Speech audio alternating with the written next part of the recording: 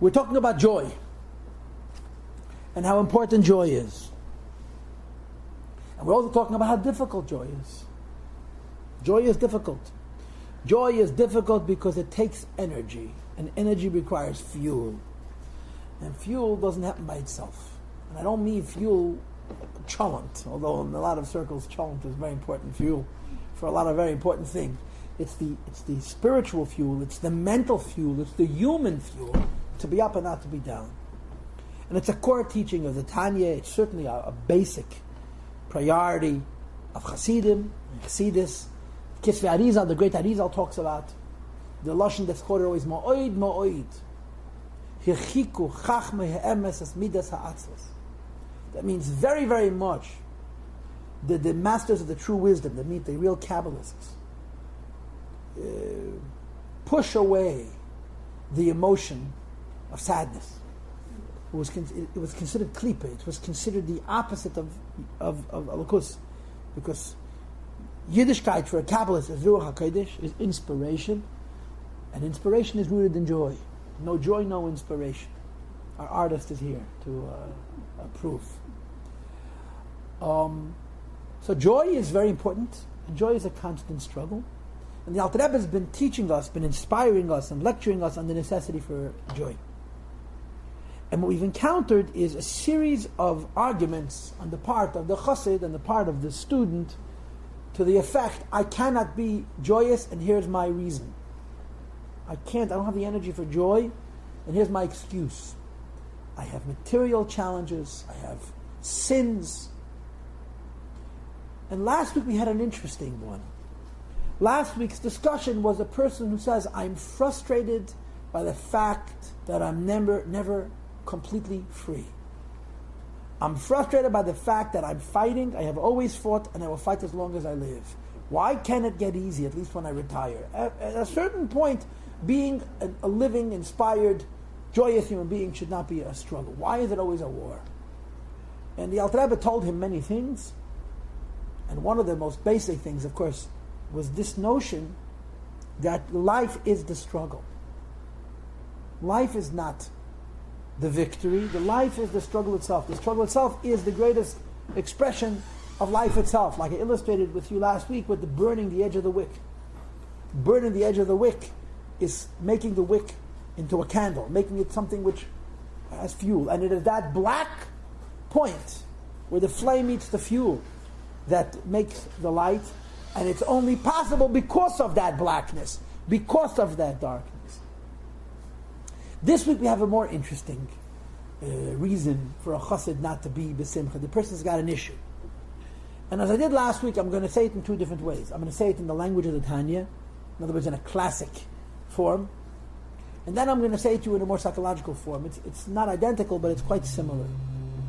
And that is this. The chassid comes to see his Rebbe, and he is, guess what? He's depressed.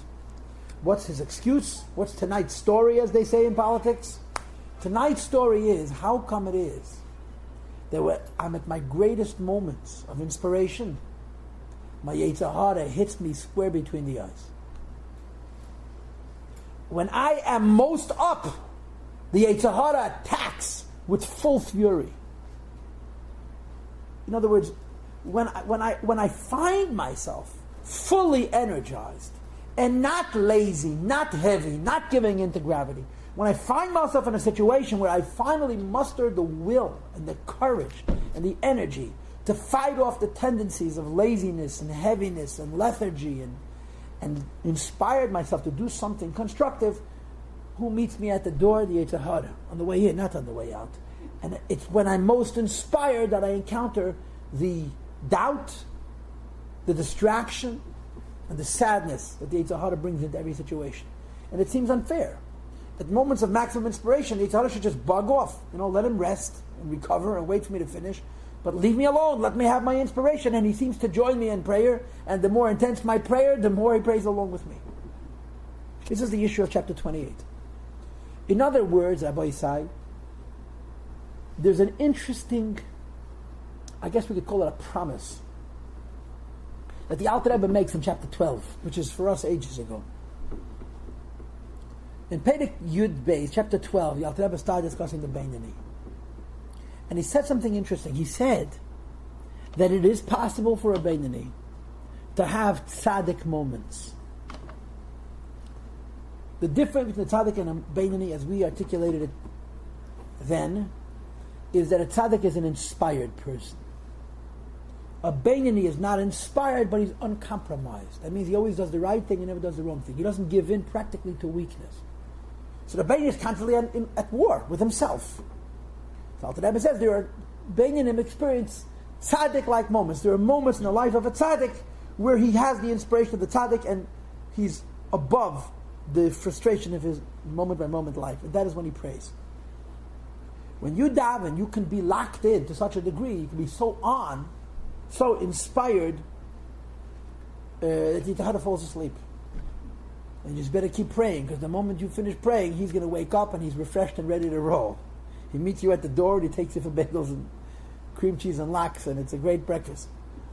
But the Alter Rebbe makes the point in chapter 12 that it's possible for a human being to be in a place where they will experience an incredible inspiration for the duration of the davening. So this chassid comes along in chapter 28, 16 chapters later, with an issue. He says, Rebbe, I pray. I don't just read the words. I tune in. I put in all the effort, all of the time and energy and mental concentration to be there. Right? What's the hardest part of praying? The hardest part of praying is talking to God. No, it's not God. It's not difficult to talk to God because God hears everything. The hard part is that we should feel like we're talking to Him. We should show up to the prayer. Like he always illustrated, it's why we make 3 steps back and 3 steps forward. We're not making 3 steps back and 3 steps forward to honor God because we don't have to move wherever He moves, He is. We're making 3 steps back and 3 steps forward so that in our imagination we're approaching the God. And we're putting ourselves into a space of focus, locked inness with Hashem. So the person puts in all that effort to study, to meditate, to develop passions, so that his prayer should have meaning. And according to the, so to speak, the so-called promise, or supposed promise of the Alter Rebbe in chapter 12, that when you pray, the Yetzer Hara is passive, leaves you alone. He comes out there with a complaint. How come when I pray, Yetzer Hara is stronger than ever? And a lot of people relate to this experience. When you finally are in a good frame of mind, you're finally in a good space, Yetzer Hara comes along with a vengeance. And it's like unfair. You know, I finally I'm having a good day, and now I have to get all these, I haven't thought about these things in 25 years, or in 15 years, or in 10 months. And now we have to bother with this nonsense. But this is how the Yetzer Hara operates. He comes to the Alter Rebbe with a complaint. His complaint is, I'm afraid to be inspired. Because my moment of maximum inspiration, I know Yetzer Hara is going to meet there for the maximum challenge. This is the issue, essentially, of chapter 28. Technically, it's a complaint. The complaint is, you said, he says to the Alter Rebbe, that I could put Yetzer Hara to sleep when I daven. That's not my experience. Practically, what he's saying is, how come it is that when I am at my most inspired, the Yetzer Hara comes along and harasses me? How come I'm most inspired? If I'm so inspired, I should have an experience of enlightenment, an experience of spiritual freedom for a period. I'm not going to be a tzaddik. I'm not a tzaddik, but for a period of time, for half an hour, for an hour, I should feel free of that constant struggle. And here he is. He shows up. He's back again. This is the issue. And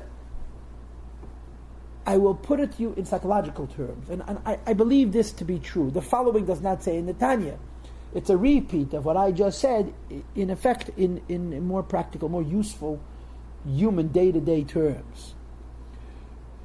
We all know what the meaning of a good day and a bad day is.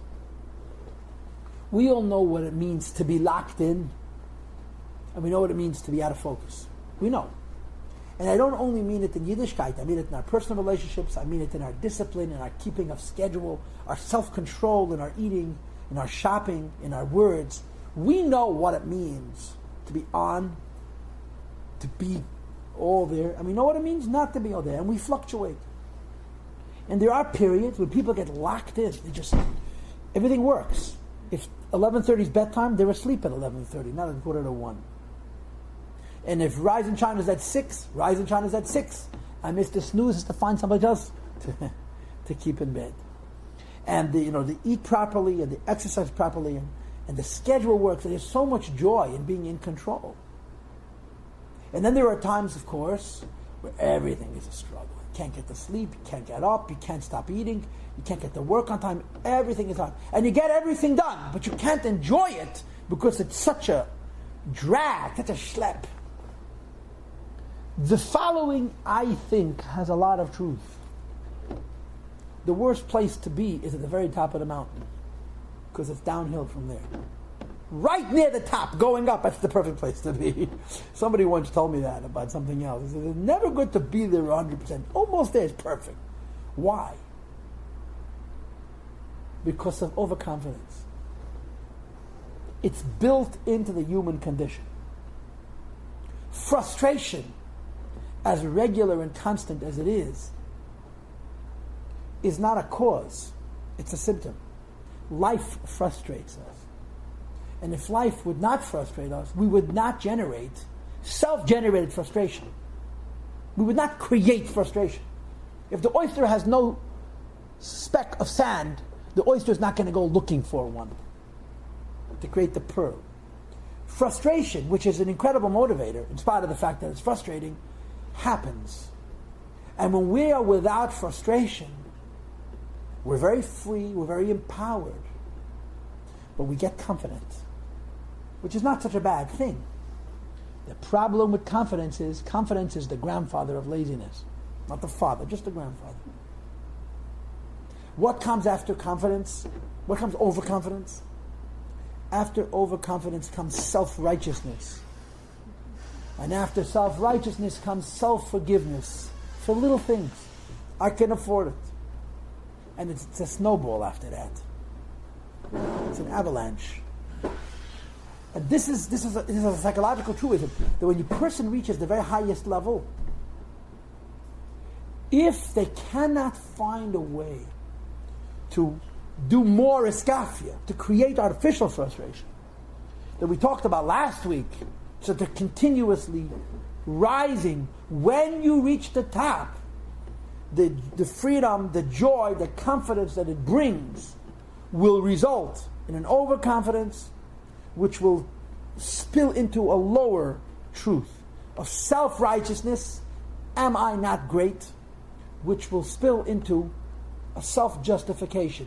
It's okay if I do it. It's okay, I can eat one cookie, I can have one drink, it's not going to hurt me. And it's never true. So this is another way of saying the Alter Rebbe's message in chapter 28. The Chassid says, how come it is when I reach the top of the mountain, when I'm most connected to Hashem, the Yetzer Hara bothers me the greatest? And in practical terms, why is it that when people finally find themselves in the most locked in space they're ever in, laziness almost is unstoppable? Am I right or am I wrong? I think it's incredibly true. Incredibly true. I mean, it's my experience. I haven't been on top of the mountain that many times, but it's true. When you sort of feel like you're in control of yourself, you immediately lose control. As long as you don't notice, it's okay. But the moment you become aware, it's downhill from there. And even if your awareness just makes you happy about it, there's something about the human condition that we need something outside of ourselves to make life a little difficult for us, to keep us chugging along. And if it's too smooth, if the tracks are too fluid, somehow the nature of the person is that there's a letdown, there's an anticlimactic resolution, which is not a good thing. And the Chassid is complaining about that. He's complaining, how come in his most inspired moment the Yetzer Hara bothers him the most? Number one.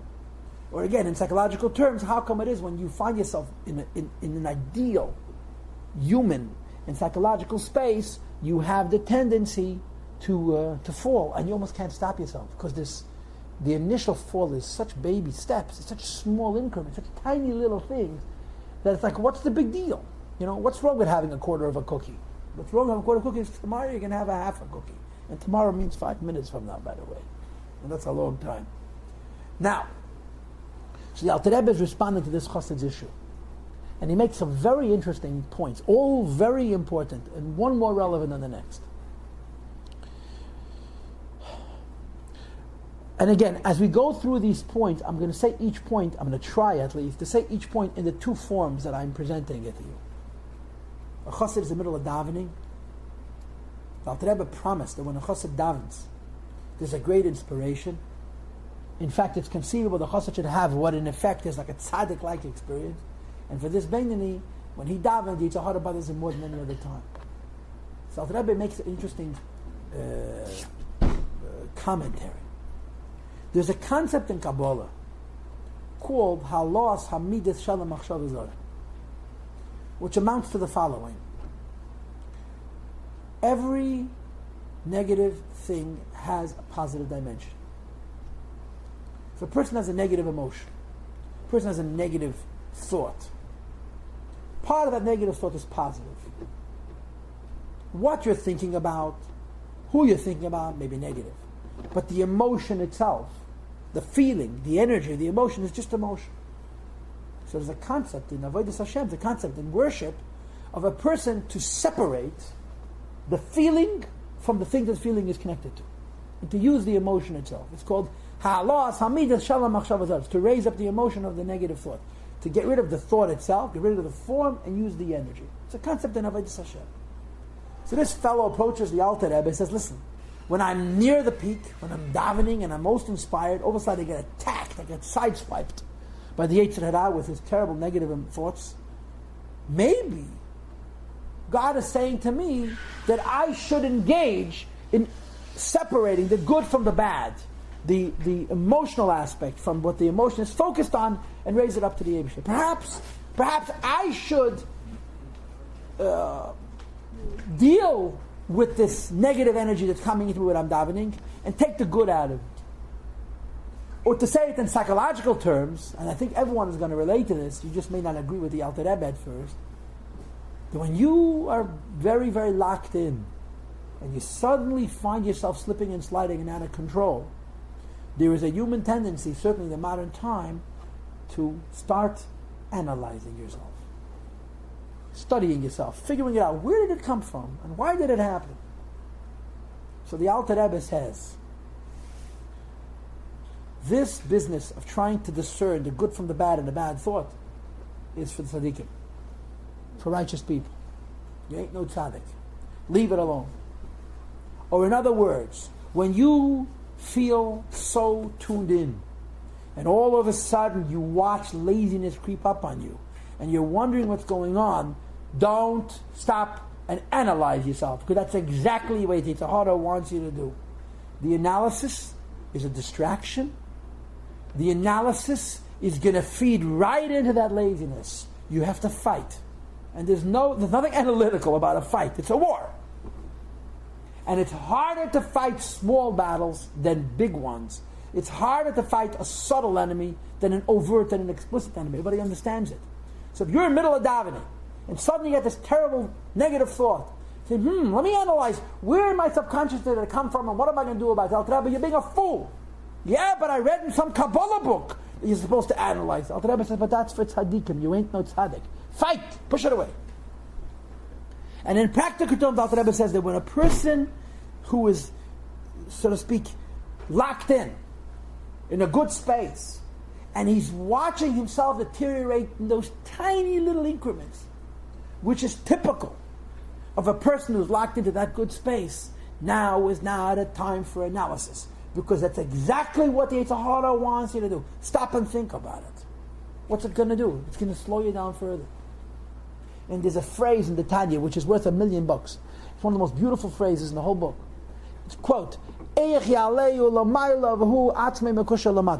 how do you expect to raise up the laziness, the negative energy that's entered into your space if you yourself are tied down to the ground? So you're locked in. You're in a good... You're inspired, you're focused, you find yourself in what amounts to your best day, your best week, your best month of the year. And all of a sudden, Yetzer Hara hits you with a vengeance.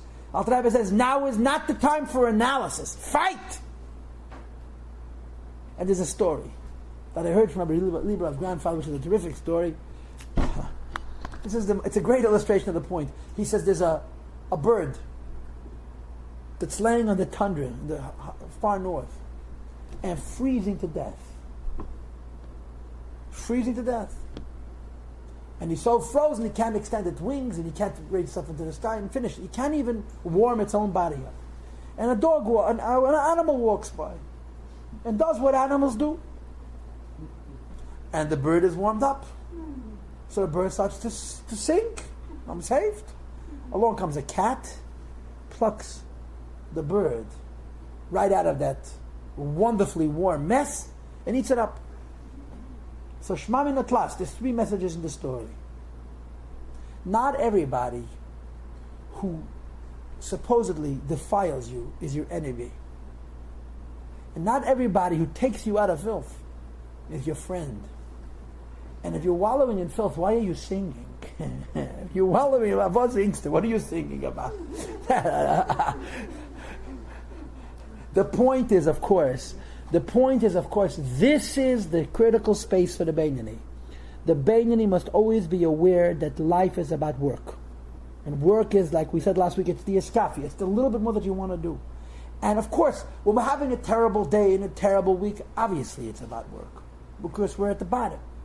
But when we're having an ideal day, or an ideal week, and we watch that inevitable laziness that comes right after the self-confidence, and the self-righteousness, and the self-justification, and slowly we see ourselves becoming less and less in charge in tiny little ways. Just hit the snooze once. On a bad day, hit the snooze a dozen times. On a good day, hit the snooze once. But that once, that's the beginning of the slipping and sliding. So you say, let me analyze it. No, now's the time for analysis. Now it's time for a fight. And it's more difficult to fight a small battle than a big one, because the motivation for a battle comes from what's negative. And if the negativity is tiny, there's not a lot of motivation. You have to energize, you have to create the power yourself. This is the first message. You're davening, you're supposedly in your best space, and yet the heart is coming along and harassing you. Says Alter Rebbe, don't analyze, fight. Yeah, but it says in Kabbalah to analyze, that's a business for tzaddikim, and you're not a tzaddik. Tzaddikim's bad thoughts are not their own, they're somebody else's. But your bad thoughts are very your own. Leave them alone. In psychological terms, when you see yourself losing that grip, that control, which is so much what we all want, control over ourselves. Don't analyze. Fight. That's point 1. And then comes point 2. Point 2 is common sense. But common sense, as everybody knows, is most uncommon. Point 2 is this. What do you expect the Yetzer Hara to do? If you usually work at 70% capacity, the Yetzer Hara responds with 70% capacity. If you suddenly raise it up to 98%, what do you think he's going to do? He's going to stay at 70%? I want to ask you a question. You ever watch 2 people wrestle? What happens in a wrestle? They circle each other, eventually they lock. And they stand there, they hold each other, You're assuming that the 2 people are relatively evenly matched, otherwise it's not a wrestle. And each one is looking for an edge, until finally one person thinks he's found that weakness, he can flip his opponent to the ground. What happens? The moment he exerts, the moment he commits, right? Every time you want to do something decisive, you're also running the risk of falling. To defeat his opponent, the opponent reacts. What do you want the Yetzer Hara to do? You're at your greatest strength, Yetzer Hara is going to be at his greatest strength as well. It's simple. You're davening, you feel so inspired and so locked in, and you're scratching your head and saying, how come now my Yetzer Hara can't leave me alone? And of course, he's blaming it on the Alter Rebbe who promised him that when a person davens, the Yetzer Hara goes to bed. Alter Rebbe says, sure, I told you that when you daven, the Yetzer Hara goes to sleep. But you have to put him to sleep. And until he's asleep, he's fighting with every last breath. So it's completely logical that the more focused, the more inspired, the more locked in a person is at any given point in time and place in their lives, the more challenge they're going to have. I like to say it in psychological terms. There are people who are so depressed that they have no temptation because they're dead. Living people are tempted. And the more alive they are, the more tempted they are. So what is the solution? To be depressed? To take downers? To walk around like zombies? It's ridiculous. You have to be up and fight. The more inspired you are, of course the Yetzer Hara is going to be more alive. You're more alive. But the solution is not to say it's not fair. It's not fair was good in kindergarten. The solution is to fight on. You're davening. you find yourself in a good space, of course the Yetzer Hara is going to meet you. And he's going to wrestle you. And the harder you try, the harder he's going to try. So therefore the Alter Rebbe says, what are you so disappointed by? Why are you so frustrated? Why are you so upset? Why are you so disappointed that when you find yourself in your best spiritual space, the Yetzer Hara harasses you with a vengeance? It's a compliment. It's his way of letting you know that he actually considers your davening a threat. Your davening is so good that he has to stop you at all costs. And this is true in the human condition as well. The better we are doing, the more alive we are, the stronger our temptations, the stronger our urges. But the solution is not to be less inspired. The solution is to fight. And then comes point 3. And point 3 is a very, very interesting point that I think in the modern world, a lot of us deal with. And the reason I think in the modern world a lot of us deal with is because we have the luxury of convincing ourselves that life could be perfect, which is a delusion. It's just a baba mice. It's simply untrue. But we have this notion of being in charge of our lives and writing our own destiny and writing a script and sticking to it and so forth. It's all nonsense. But in the olden days and in many parts of the world, everybody knows that they're not in charge of their lives. So there's a sort of, you cut yourself some slack. But because we believe that we can really be in control of ourselves, when we fail to be in control of ourselves, we're so disappointed with ourselves. We feel disillusioned. If I decide that I don't want to do this, I shouldn't. And yet I'm doing it. Something isn't right. If I appreciate that I'm not fully in charge of me, so I decided that I'm not going to do this, and I did it. But when I find myself in a space where I've convinced myself I could keep kosher, I just don't want to. I could stop drinking, I just don't want to. Yeah, I could stop gambling, I just don't want to. You heard that before 1,000 times. Right? I could stop looking where I shouldn't, thinking what I shouldn't, reading what I shouldn't, saying what I shouldn't. But I don't want to. What happens when you decide that you want to stop? You discover that you don't have that much self-control. And a very interesting psychological ailment possesses us. If a person who's convinced himself, and I think in the modern world this is especially realistic, that they really are in control of their lives. And if they wanted to do something, they could. You know, I hear this all the time. I'm a Haimi. I'm an ultra Orthodox Jew. And the third ultra is very, very important. The first ultra is for America. No, for New York State. The second ultra is for New York City. The third ultra is for Brooklyn. Right? And the way, of course, in a world where nobody judges anybody else, everybody's busy judging everybody. They don't look at us as individuals. We're a community. Them, you people. There's no such thing as you people. There's me. But okay, they're entitled to say it. We're not entitled to say it because we're a bunch of monkeys. But one of the things that you'll hear a lot is, you're a bunch of hypocrites. You're a bunch of hypocrites. I read in the paper that one of you did such and such. Not a bunch of hypocrites. We're a bunch of human beings. And human beings have foibles. Because you're religious, you're perfect. Well, it says in your books, you're right, it says a lot of things in your books that you're not keeping either. It's not the same thing as ascribing to a certain lifestyle and living it. Life doesn't end when you make the decision to live a certain way. Life ends when you live that way. And there's an incredible distinction between choosing to live a certain lifestyle and succeeding at it. But I feel that this is very, very American. When a person in our society decides to make a change in themselves, and they discover themselves incapable, they're shocked. I decided I'm not eating this. How come I can't control myself? What happened to me? I'm an intelligent person. I'm well educated. I have a postgraduate degree.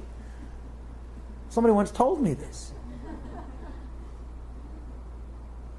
So the Alter Rebbe addresses this. You say to yourself, how could I, in middle of davening, go there? How could it be? It's not that, I wish it would be easier. I wish I could lock in. I'm a hypocrite. I'm a phony. I'm a liar. Everything I'm doing isn't genuine. And my proof is that I can't stay in the space I put myself into. This is a third aspect to this dilemma, to this question, to this challenge, to this circumstance. The chassid is saying, how come it is when I am at my maximum inspiration, I get the greatest attack from the Yetzer Hara? How come when I am most locked in, most alive, I watch myself losing my grip? How come it is? So, of course, the first thing that the Rebbe says is, don't analyze. The second thing that the Rebbe says is, of course, you're trying harder, the Yetzer Hara is going to try harder too. And the third thing that the Rebbe says is this tendency in a person. When a person says, if I cannot control myself, I am a phony. I don't mean it. I'm not genuine. Because if I meant it, how could I fly from Hashem Elokeinu Hashem Echad into the gutter in a minute? How can I fly from being so in control of myself to being incapable of controlling what I say or what I don't say and so forth? How could it be? There's something wrong with me. I'm a weirdo. I'm a schizophrenic. Pardon? A failure. Right, but the issue is specifically that the fact that I'm a failure is a proof that I'm unwhole, that I'm unone. I'm a hypocrite. Being a failure is one thing, but feeling torn, feeling like I decided to do this. Why can't I do it? I'm a mature human being. I can control myself. So the specific, the narrow argument is, I must be a hypocrite. I must not mean it. I must not be sincere. Because if I were sincere, why am I failing? So the Rebbe says something incredibly profound. And it really goes back to the very beginning of the book. So the Rebbe says, I want to remind you of something. You are two souls. You are two people, wrapped into one. And when you put yourself in a certain space, and you find obstacles, and perhaps this obstacle leads to failure, that doesn't make you a hypocrite. That doesn't make you a schizophrenic. It makes you a normal human being.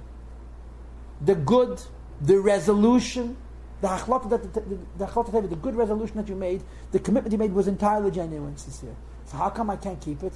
Because there's another force that didn't make that resolution. There's another agenda altogether. A person does not become a hypocrite when they fail. A person is normal when they fail. A person is not a hypocrite because they decide to do something and they don't see it through. They're a hypocrite if they don't try. If a person is in the middle of davening, and right in the middle of the davening, at the most inspired moment, they suddenly find themselves out who knows where. Or when a person is so focused and locked in and connected in their lives and so in control of themselves, and they watch themselves slipping and sliding, and they say to themselves, I am a phony, I'm a hypocrite, I'm not genuine in what I'm saying and what I'm doing and what I'm believing and what I'm hoping for, because I'm failing, they're making a fundamental mistake.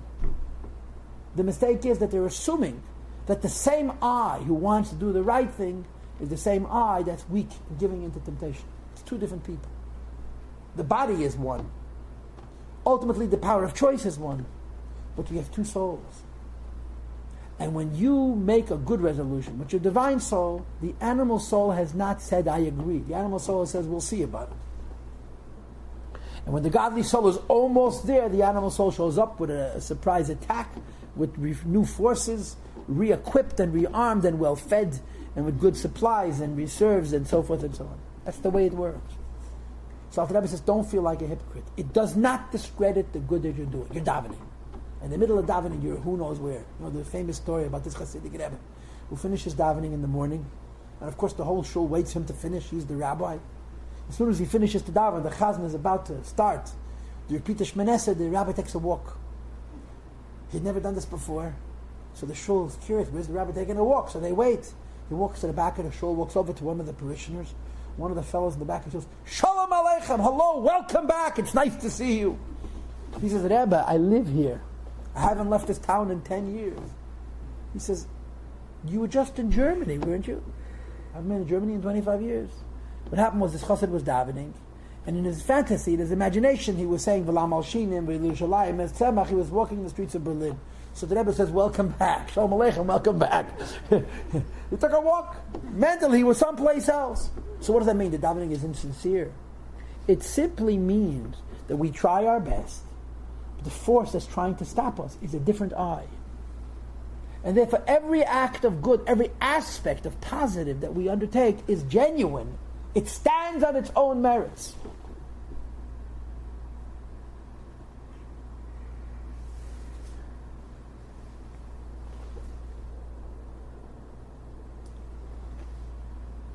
And the challenges are coming from an older person, from a different human being. So the Rebbe says, don't feel like a hypocrite. Don't feel like a phony. Don't say you don't mean it because you failed. You did mean it. And you did try. If you didn't try, the Alter Rebbe has no use for you. If you tried and you failed, it doesn't mean you're a hypocrite. It simply means that there's a Yetzer Hara. And he gives you a very simple analogy.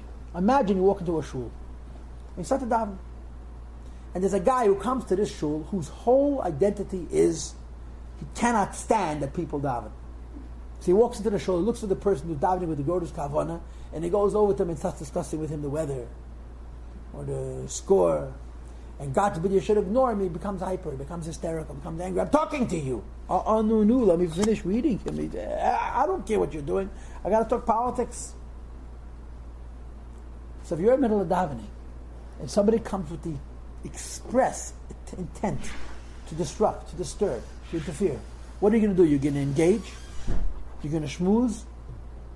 Or you're going to ignore him? You're going to negotiate? You're going to analyze? Or you're going to say, this is my enemy. We don't negotiate with terrorists. We ignore him. Al-Tabba says, this is how you have to view the Yetzer Hara.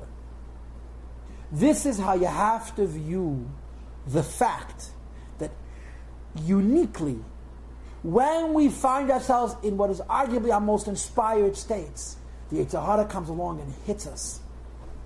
Because it doesn't take away the credibility of the good.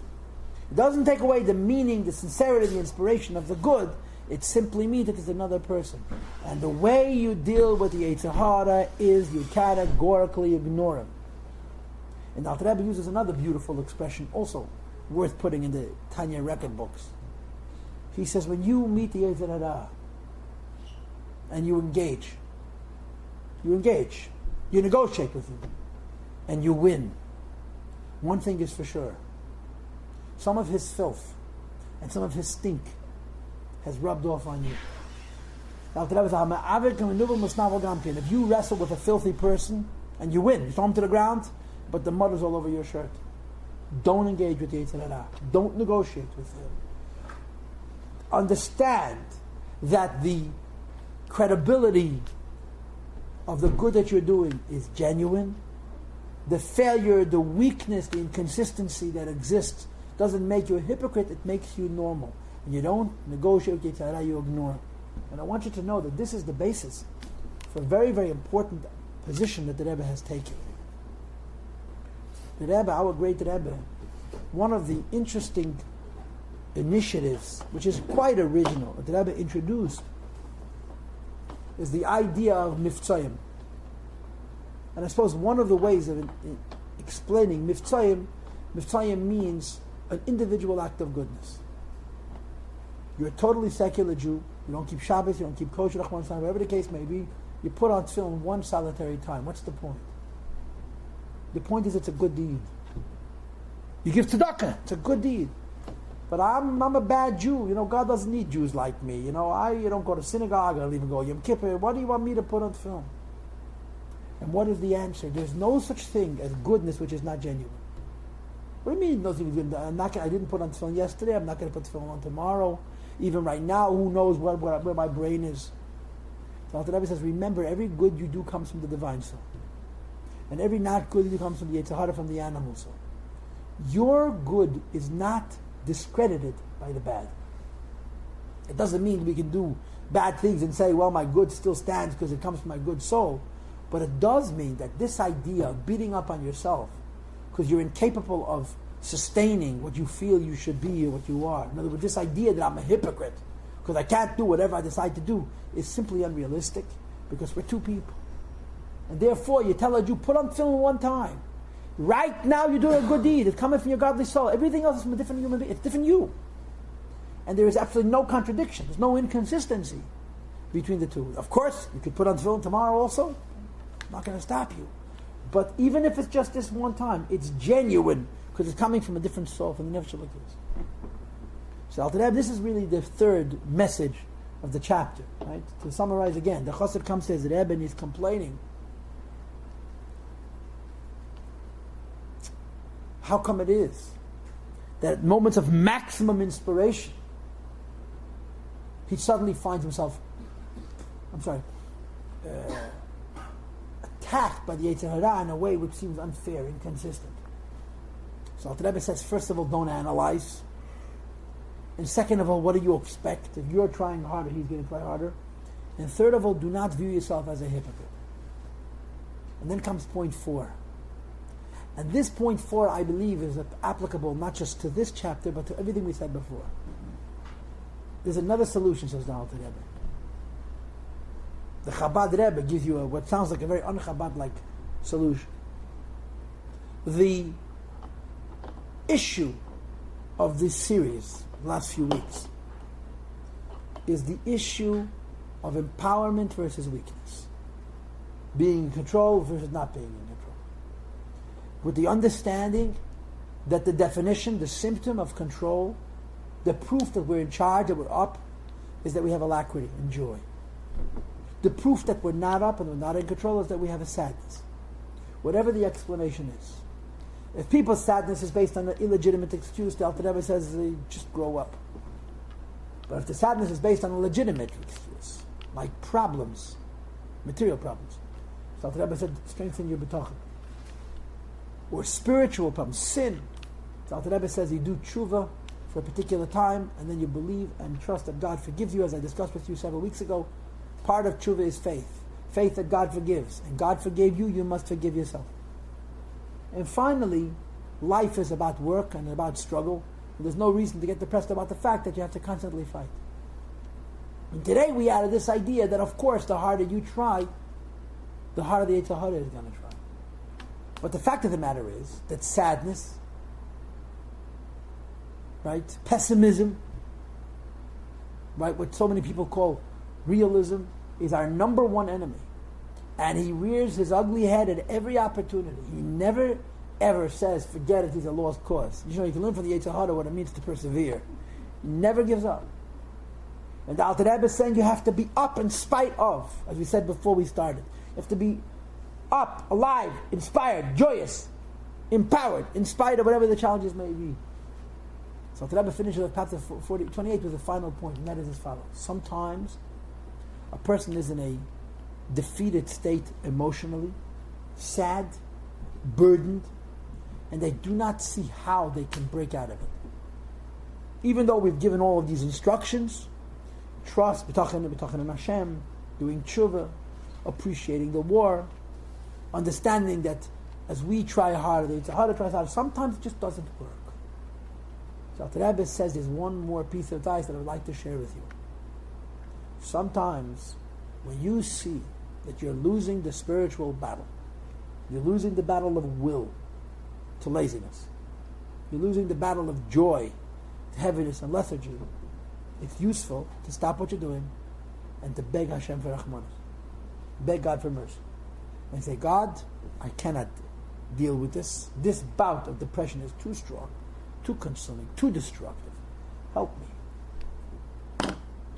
The advice he gave until now were mental exercises. Try this and try this. Appreciate this. Be aware of that. Understand the risks and the dangers of starting to analyze weakness, and so forth and so on. Here's a very simple thing. When you find yourself without will, weak, it is sometimes used by saying, hey, have mercy on me. Redeem me. I'm stuck. I have no power, I have no will, I have no control. I need help. Help me. Now, the Rebbe finishes off with these words, God cannot turn you down, and for a very simple reason. Because we're a portion of Him. And He's going to help you because He wants to help Himself. In effect, Alter Rebbe says, the answer to challenge is work. And when we are in fact incapable of working, we should ask Hashem for help. And He'll help us. Now we should ask Hashem for help anyway. But the end of chapter 28 is saying that when we cannot muster the courage, and the will, and the energy needed to be up, so there's a inyan pashat bet nemei b'shnei rachman. Say Hashem, have rachmanos. Help me. I can't help myself. Help me. Redeem me from my challenging situation. Go ahead. Why didn't I just cut to the chase? Do I have to answer that question? Huh? Maybe I asked it. Because that's not why we were created. He's God. That's right. And guess what? Shlach l'cha l'daitecha. You want to send spies? Your choice. I don't like to make choices. Make choices for me. I created you to choose. I gave you the wisdom, the freedom, the information, the possibility. Exercise it. Life is about work. I don't work to build buildings. Work to become masters over the one thing in the world that we can actually control, which is ourselves. Think about it. It's so simple. It is really very simple, and yet so incredibly elusive. And the Tanya is the meaning of the word Beinoni in psychological terms is simply a person who owns himself. You know the famous story with the Baran Agadol Mekalin. The Rabbi Fried has a song about it. Baran Agadol was the greatest followers of the Holy Maggid. There was a chassid, there was a yid, probably a pretty religious kind of guy, who comes to the Holy Maggid of Mizrich, and he says to the Maggid of Mizrich, what do I do with my Yetzer Hara? What do I do with him? He never leaves me alone. He's constantly harassing me. He's bothering me. He's bugging me. He doesn't leave me alone. So he tells him, go to the Baran Hagadol Mekalin. Go to this great holy master, the Baran Mekalin. It was a cold, wintry night. He travels to Kalin. He comes to this man's house. He knocks on the door. And he hears this out there. Who's there? Chatzkel, Beryl. Quiet. He doesn't open the door. So after a few minutes he knocks again. Who's there? Chatzkel, Beryl, whatever he tells him. He ignores him. A whole night he stands out the freezing cold. He barely stays alive. He's freezing. He keeps knocking on the door and he hears from inside, who's there? He doesn't let him in. As the sun comes up in the morning and the guy is literally about to lose some fingers, he opens the door and lets him in. He says, I don't understand you. I'm knocking on your door all night. You ask me who I am. How can you let me? You don't trust me. He says, you see, if you don't want to let him in, he cannot come in.